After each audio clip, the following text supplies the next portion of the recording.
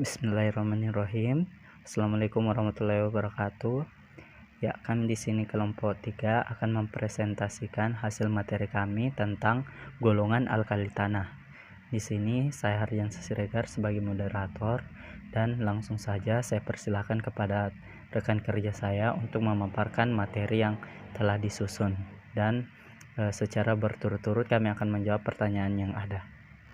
Baik, terima kasih atas kesempatan yang telah diberikan moderator. Saya Salwa Irtia akan membawakan materi pertama, golongan alkali tanah. Unsur-unsur golongan 2A yang dikenal sebagai logam alkali tanah terdiri dari berilium, magnesium, kalsium, strontium, barium, dan radium.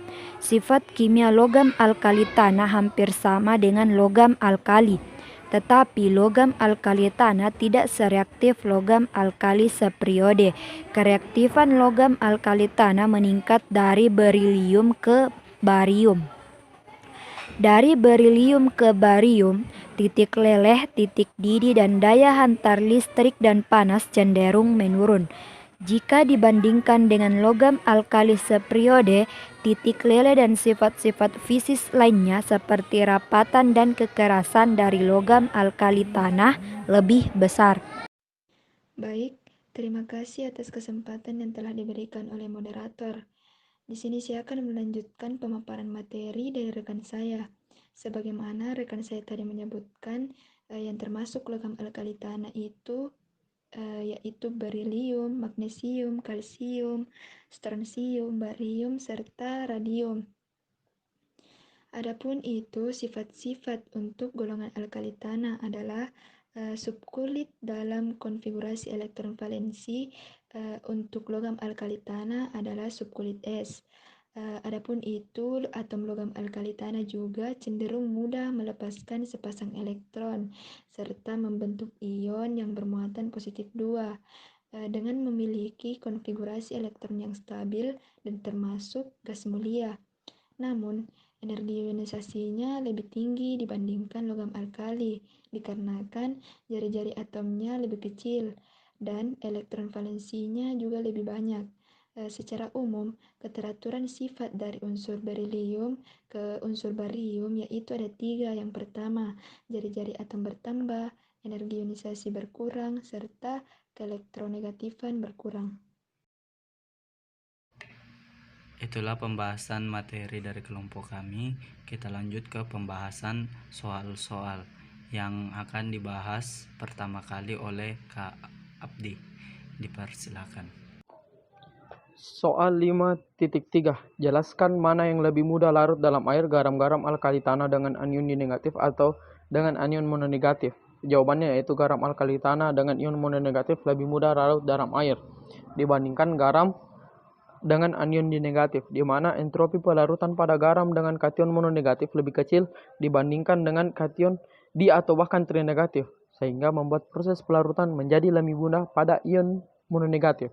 Ini karena energi pelarutan tadi yang rendah, kemudian entropi dalam proses pelarutan pada garam mononegatif bernilai positif, sehingga membantu pada proses pelarutan garam agar lebih mudah, sedangkan garam dengan kation atau kation di atau trinegatif entropinya bernilai sangat negatif, sehingga tidak mempengaruhi proses pelarutan.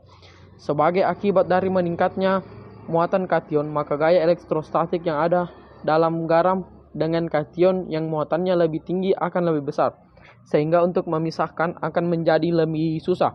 Kelarutan menurun sehingga pertambahan muatan kation. Soal selanjutnya yaitu 5.4. Jelaskan mengapa ion terhidrat bagi berilium mempunyai formula BeH2O 4 kali 2+, sedangkan bagi magnesium adalah MgH2O 6 kali 2+. Jawabannya yaitu perbedaan formula ion antara berilium dan magnesium. Karena rendahnya bilangan koordinasi atom pusat berilium diduga sebagai akibat tidak tersedianya orbital D untuk membentuk orbital hibrida sp3d2 dan kecilnya ukuran ion berilium untuk mengakomodasi 6 molekul air. Ligan adalah molekul atau ion yang terikat pada kation logam transisi dalam senyawa koordinasi di atas ligannya yaitu H2O. Bilangan koordinasi adalah jumlah ligan yang terikat pada atom pusat. BeH2O 4 kali 2 plus memiliki bilangan koordinasi 4. MgH2O 6 kali 2 plus memiliki bilangan koordinasi 6. Baik, saya akan menjawab pertanyaan dari soal 5.5 yaitu logam magnesium relatif berbeda dari logam alkali tanah di bawahnya. Jelaskan.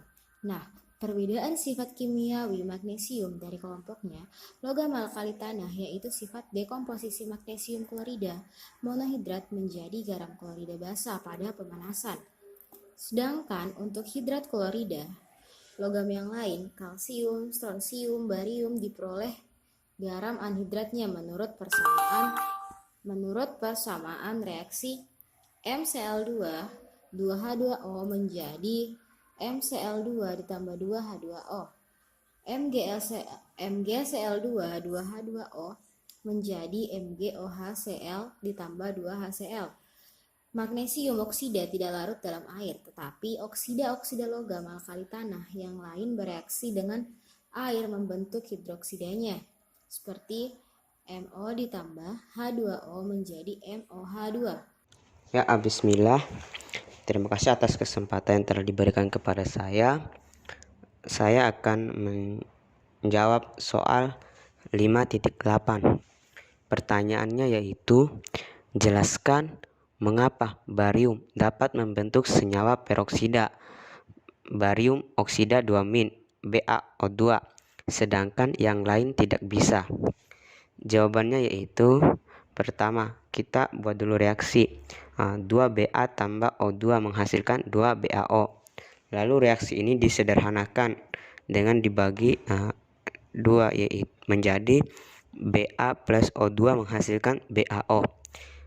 Jadi penjelasannya yaitu barium dapat membentuk senyawa peroksida atau barium dioksida 2-BaO2, sedangkan yang lain tidak bisa karena sifat densitas muatan ion barium yang begitu rendah sehingga mampu menstabilkan ion-ion yang mudah terpolarisasi seperti dioksida 2-. Baiklah, selanjutnya saya akan menjelaskan soal 5.9, yaitu jelaskan kesamaan antara berilium dengan aluminium. Terdapat 3 kesamaan sifat antara berilium dan juga aluminium. Yang pertama yaitu, di dalam udara, kedua unsur ini membentuk lapisan oksida yang tahan melindungi permukaan unsur di bawahnya dari kontak lanjut dengan udara. Yang kedua unsur ini bersifat amfoterik, yaitu suatu zat yang dapat berupa senyawa, oksida yang apabila bereaksi dengan air akan bersifat sebagai basa maupun asam. Nah, di mana berilium dan aluminium ini apabila bereaksi dengan ion hidroksida pekat akan membentuk anion berilat dan aluminat. Yang terakhir yaitu kedua bentuk karbida dari unsur ini yaitu berilium karbida dan aluminium karbida bereaksi dengan air membentuk metana. Sedangkan di karbida, anggota golongan alkali tanah yang lain bereaksi dengan air membentuk etuna. Itulah pemaparan materi kami tentang golongan alkali tanah. Sekian dan terima kasih.